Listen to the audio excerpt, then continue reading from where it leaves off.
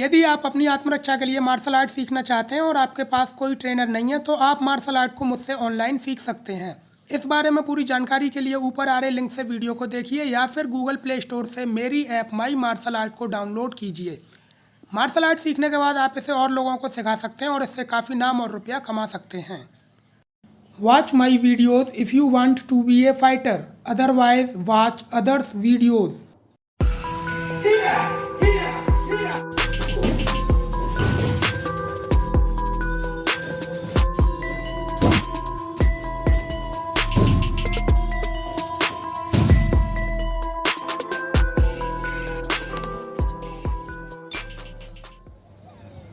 स्वागत है दोस्तों, मैं हूं प्रभात और इस वीडियो में मैं आपको बताने जा रहा हूं कि मार्शल आर्ट में पहले हुक और दूसरे हुक पंच को एक साथ किस तरह से थ्रो करना है।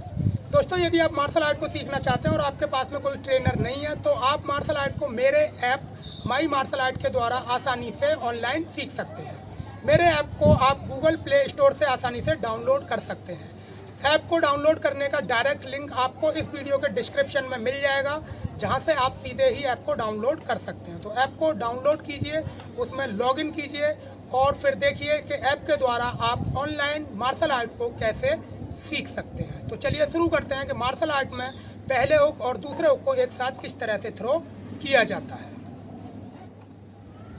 ओके दोस्तों, तो मार्शल आर्ट में पहले हुक और दूसरे हुक को एक साथ थ्रो करने के लिए आपको अपनी फाइट पोजीशन में होना होता है। तो आपको सबसे पहले पहला हुक यहाँ पर थ्रो करना होता है। तो पहले हुक को थ्रो कीजिए।